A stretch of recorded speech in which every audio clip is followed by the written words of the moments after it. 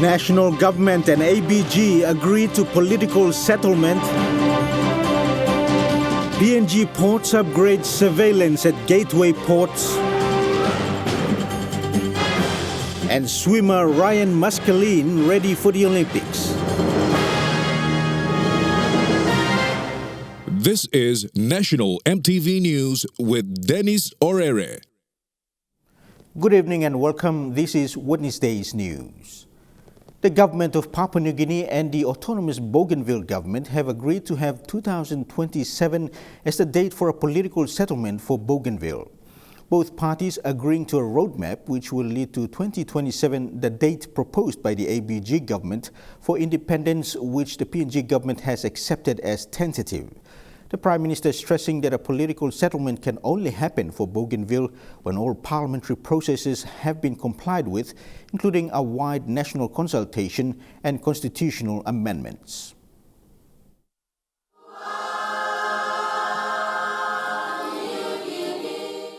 After a joint supervisory body meeting held here in Wabeg, Enga Province, the Papua New Guinea and autonomous Bougainville governments have agreed to a roadmap for a final political settlement in 2027, which would likely be independence for Bougainville. 2027 was the compromise date put forth by the autonomous Bougainville government, and President Ismail Toroama was glad that both governments have agreed to that date. Thank you, Prime Minister, for listening once again to the Bougainville request, agreeing to that deferred agreement or statement that in time of the agreed date for the declaration. Prime Minister James Marape said that he was thankful also that the autonomous Bougainville government understood the stand of the PNG government. I'd like to say thank you for understanding that Papua New Guinea has a greater role. Myself as Prime Minister have no one authority on me to tamper with the sovereignty of the state. It must be born out of a process. And Bougainville is a special exception when we understand this. And as we go through and sign this statement and work on the joint roadmap that we agreed upon, the post-referendum process, I cannot find a better word than to wish each and every one of us success as we try to find a place that is friendly for Bougainville and friendly for Papua New Guinea. Toroama said that there must be a breakthrough to ensure the destiny of Bougainville is realized. And as the spirit of the peace agreement concludes, into inviting every Bougainvillean, every Papua New Guinean to look forward and to further the destiny that the people of Bougainville have voted for 97.7%, and in this second consultation, I am pleased that we have come to agree upon certain issues, noting those issues are contentious, and noting once again that there must be a breakthrough despite of all the agreements that we have signed. Marape said it would be a hard decision to make for PNG to allow Bougainville independence. I understand that 97.7% of Bougainvilleans wish for independence, and having said this, I want the Bougainvilleans to take back to Bougainville.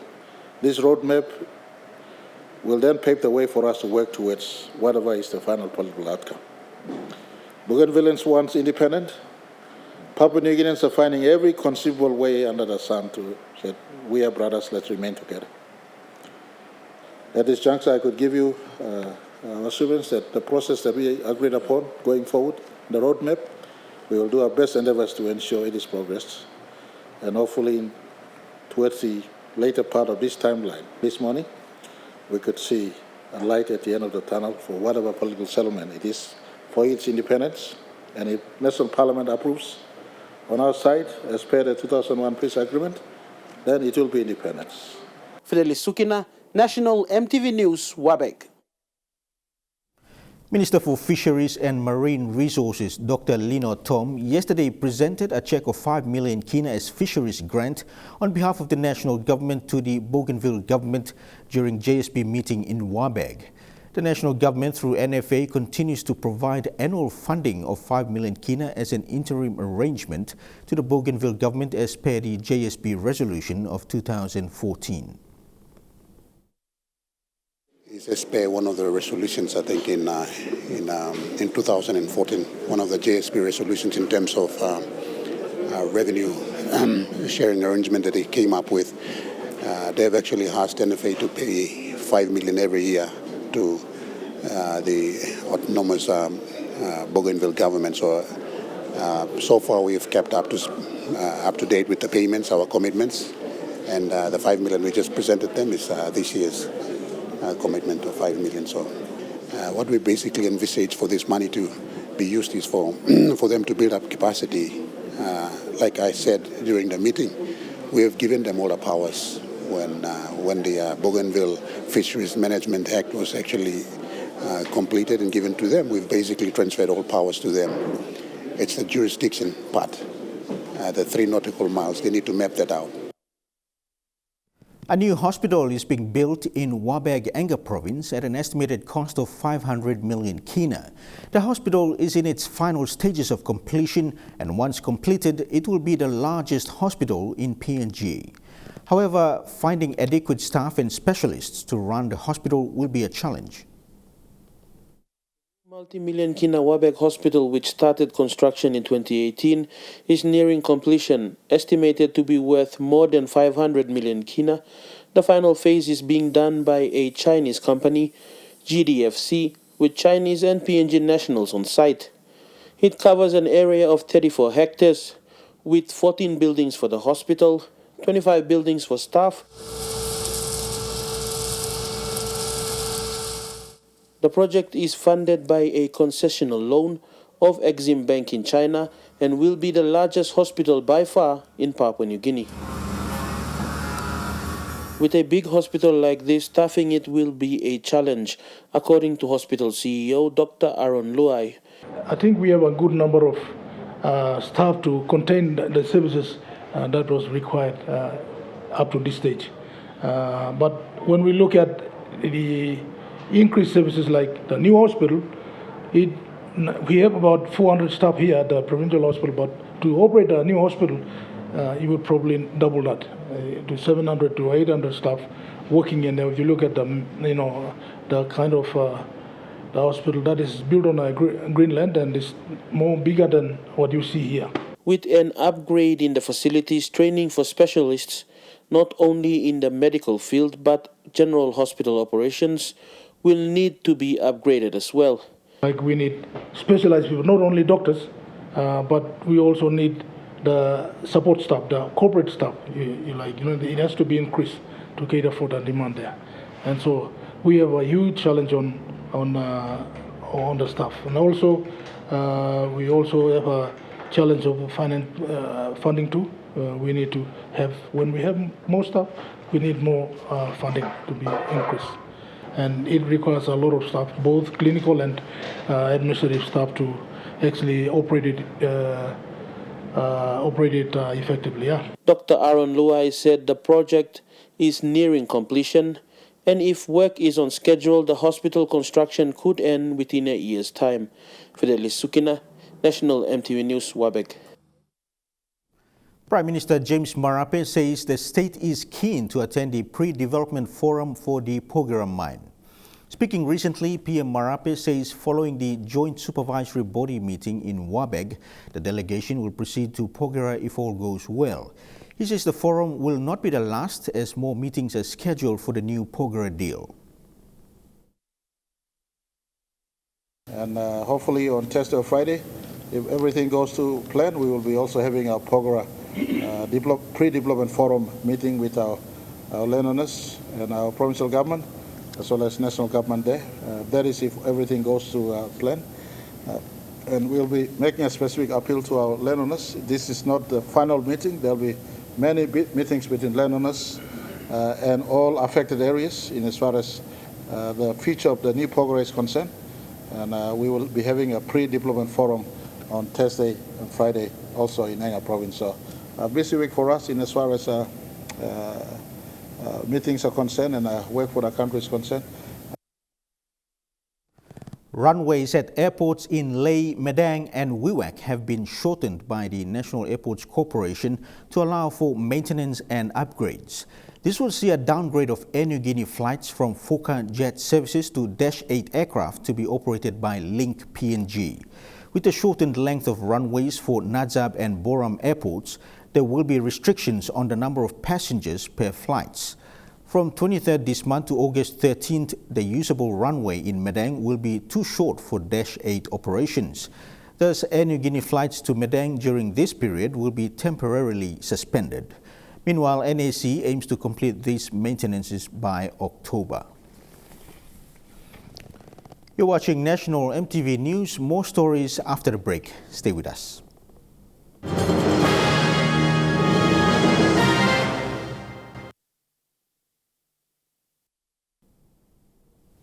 Welcome back to the news. 26 million kina has been provided by the Australian government towards the project preparation of the transnational highway. This was announced by Australia's Minister for International Development and the Pacific, Senator Zed Seselja. He said Australia is proud to work with PNG to connect the country's main regions. This ceremony, hosted at the Crossroads Hotel at 9 Mile in Lae, marks the start of the transnational highway project.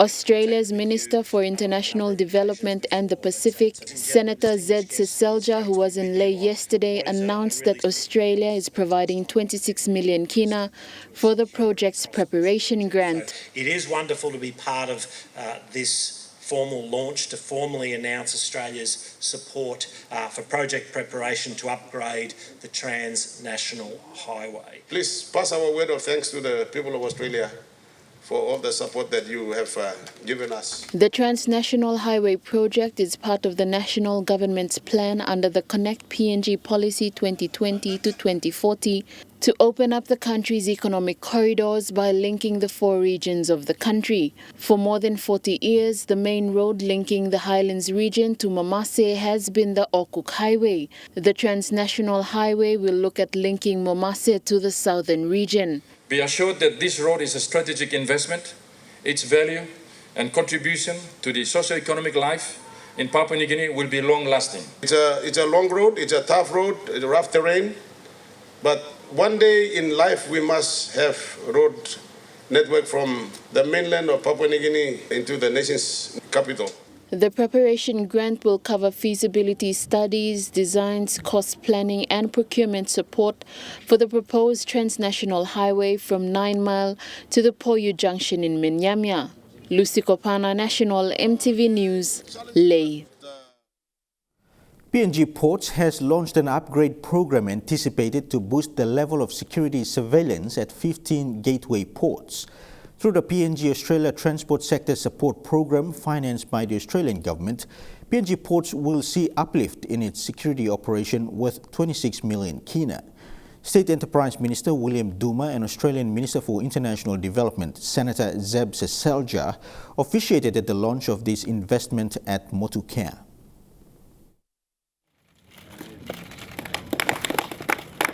The investment of 26 million kina, or 10 million Australian dollars, is part of the 1.1 billion kina, or 400 million Australian dollars, security and safety grant, a funding assistance that will last for a period of 30 years.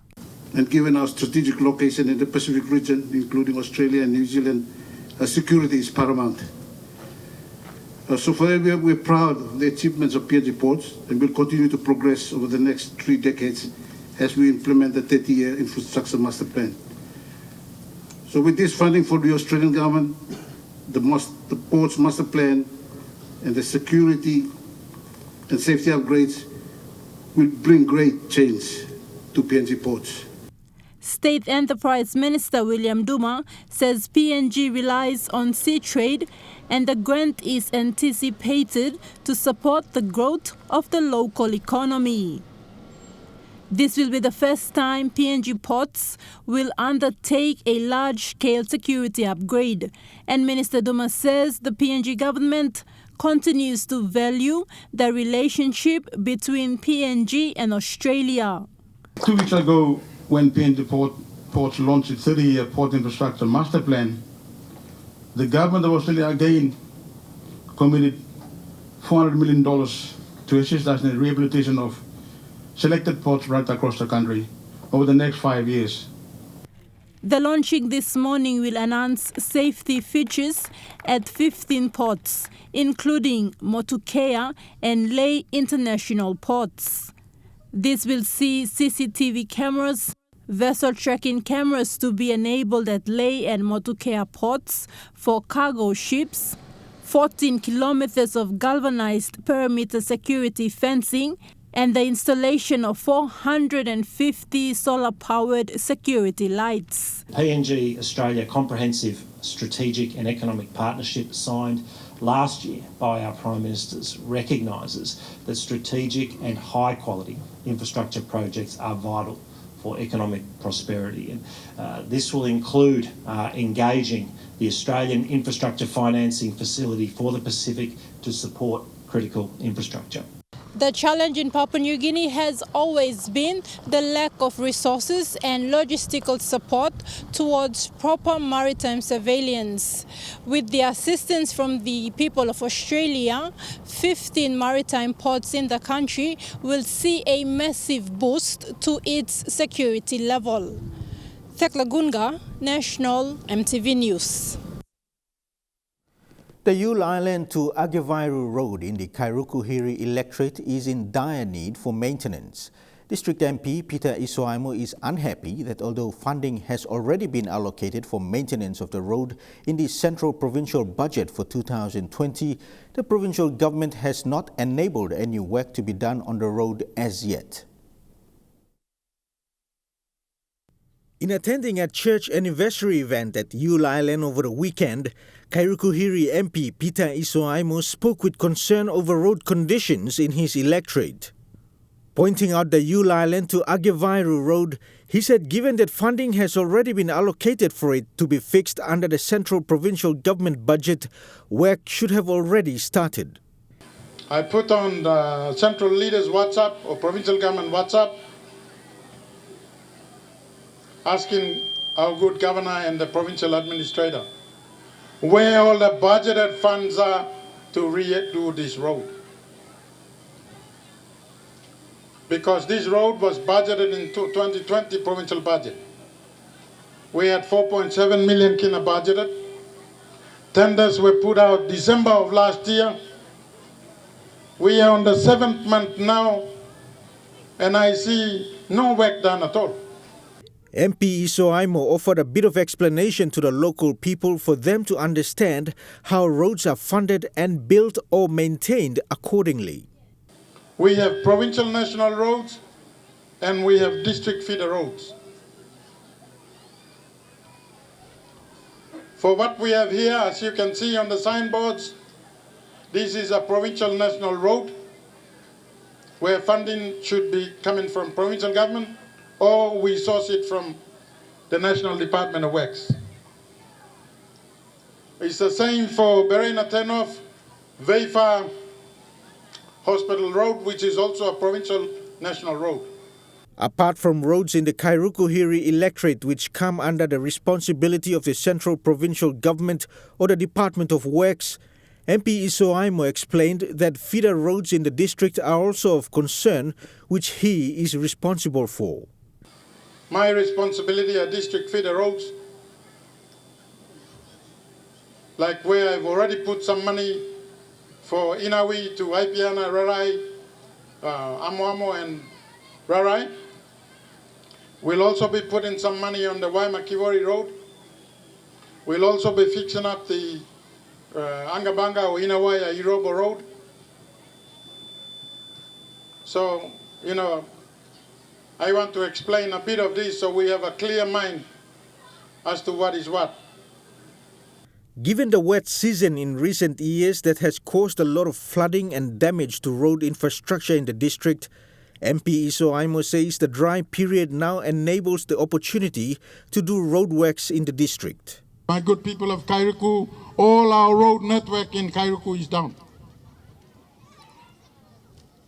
It's not because we didn't want to fix the roads in the last 4 years, but you all agree with me and understand under climate change, we had continuous rain in the last 3.5, 4 years at least. We are thankful to God at least we can see some dry season or dry weather now, and now is the time to fix roads.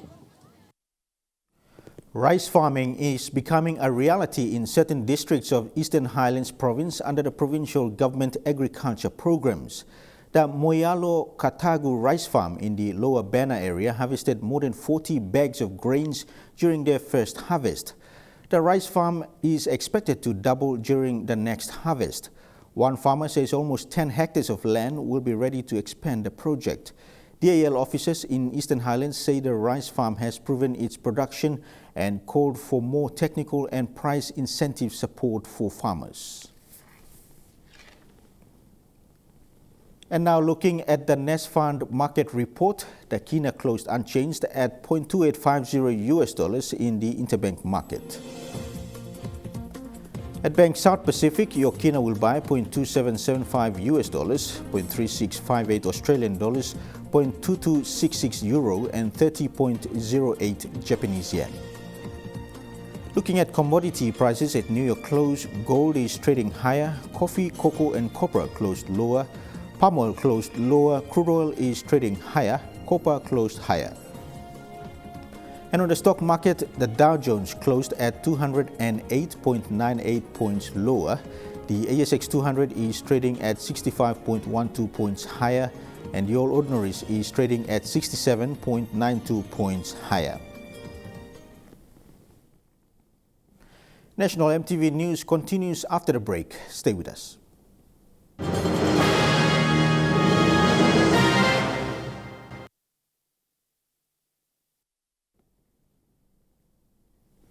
Welcome back. The Bavaroko Primary School in the nation's capital opened a new-look water station this morning. The project was funded by a multinational company, GEMS Group of Companies, that specializes in real estate, finance and manufacturing. The company is assisting the school by providing clean and safe drinking water through this new water station built at a cost of 5,000 kina. Yana Zoriri has this story. This is the second time this year GEMS Group of Companies have assisted the school. CEO Salazar explains this is part of the company's community initiative program. Actually, we've been helping the Bavaroko Primary School since 2011, and this is basically part of our commitment, our group's commitment to helping the community and the country. Head teacher Catherine Morrissey thanked GEMS for their continued support and said the TFF component received each year is not enough for schools to operate through the year, and thus the school rely on such support. She added the support was timely. That it speaks volume. That shows that the company is under the leadership of the managing director. They have a great concern for the students' education and their future. GEMS Group also donated face masks and hand sanitizers, which later be placed in classrooms for staff and students to use. Yana Zoriri, National MTV News. Over 100 students graduated today at the Institute of Business Studies University. The batch included graduates of the new programs introduced to the university in February 2017. The students graduated in degree and diploma programs such as Accounting and Finance, Economics and Development Studies, Business and Management and Information Technology. 180 young men and women graduated with degrees and other qualifications today.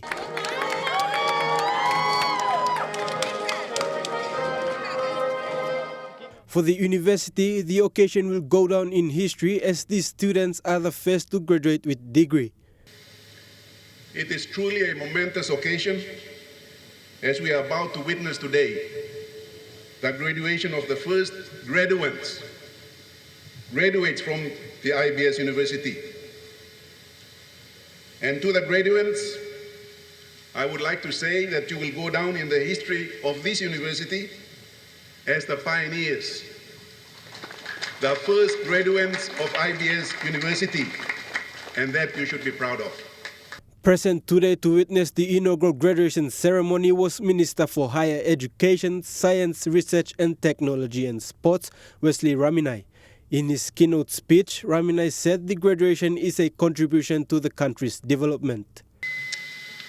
For you graduating students, this occasion marks an achievement for the IBS University as it plays an important role in contributing to the human resources development of this country.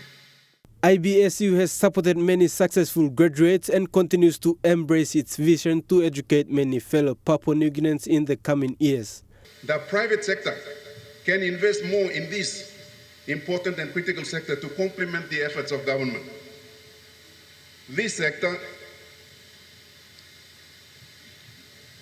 has to be supported, and the government must continue to provide a conducive environment to foster that. Podivai, National MTV News.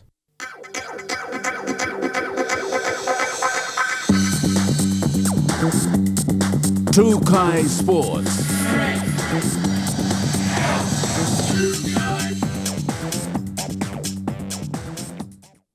Welcome to Trukai Sports. At the 2015 Pacific Games on home soil, one upcoming PNG star made his debut in swimming. He not only won fans over because he shared a name with PNG's golden swimmer, but he spoke Tok Pisin with a distinct accent.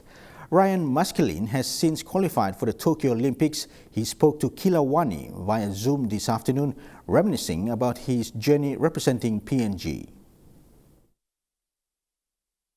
This was Ryan Maskelyne in the 200-meter breaststroke at the 2015 Pacific Games, where he won an individual silver.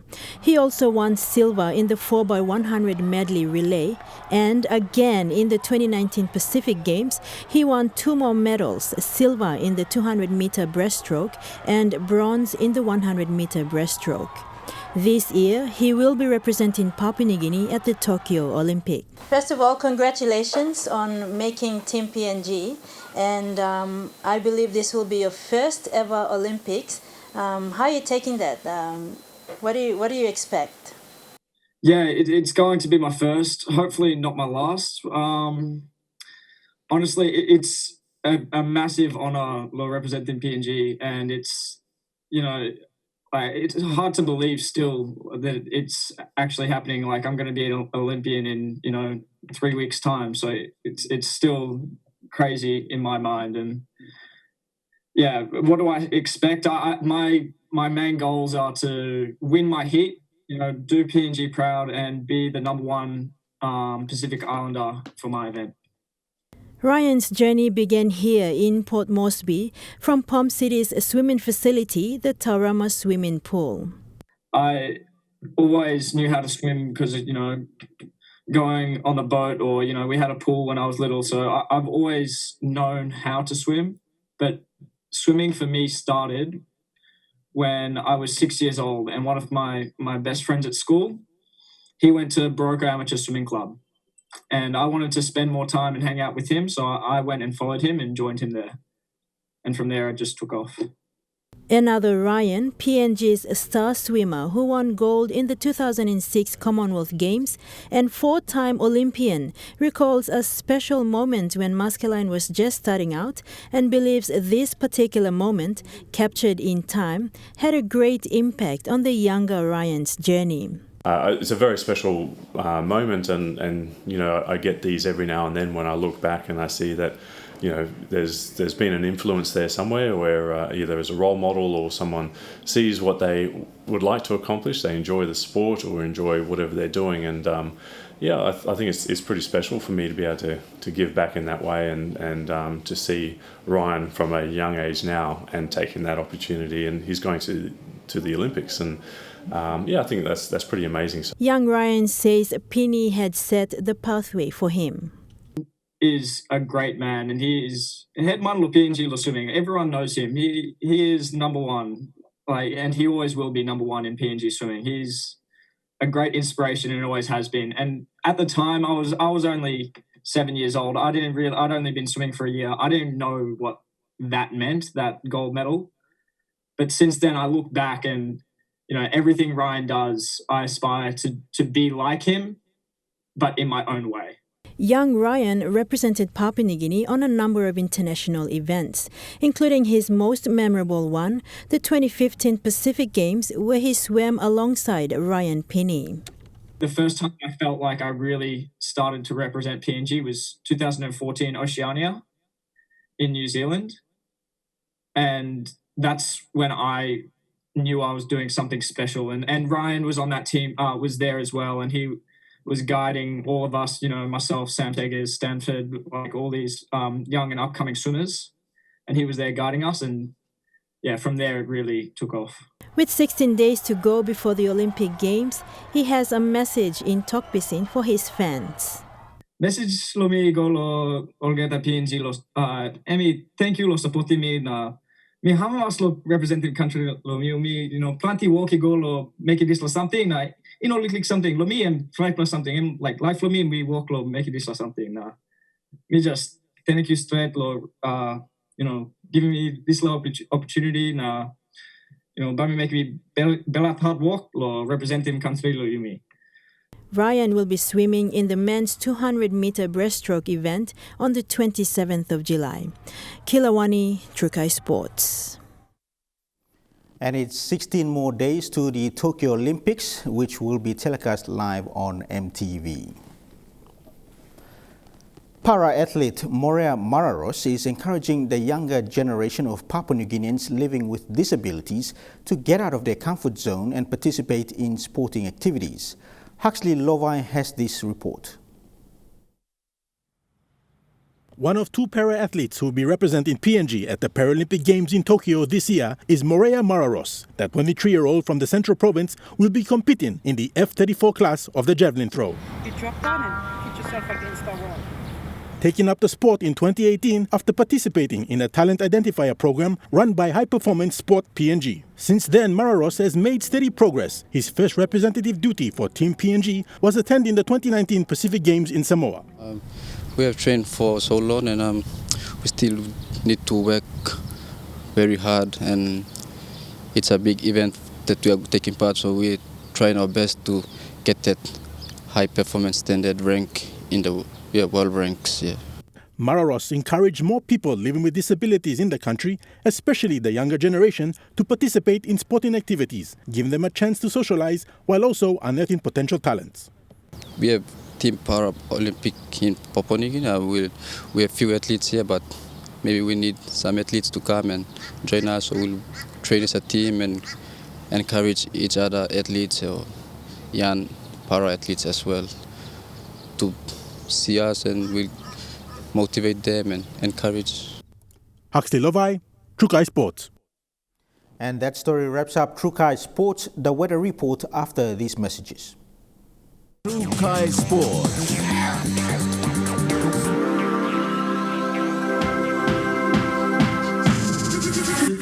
Trukai Sports.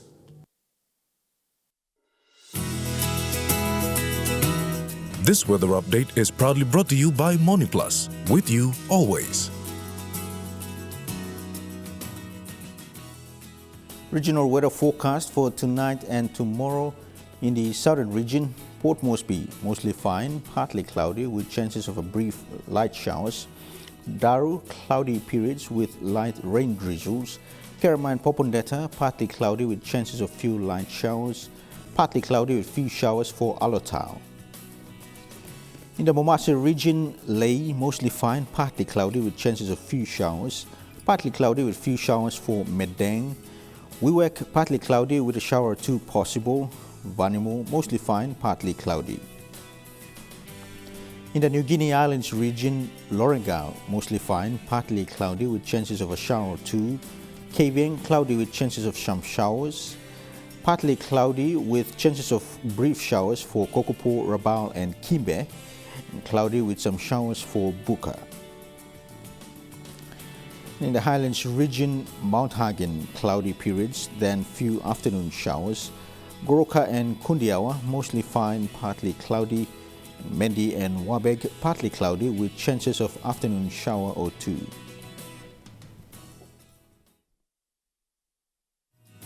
The weather update was proudly brought to you by MoneyPlus, with you always. And that's the news, sports and weather for Wednesday, the 7th of July 2021. Pleasant viewing. Be safe. Bye for now.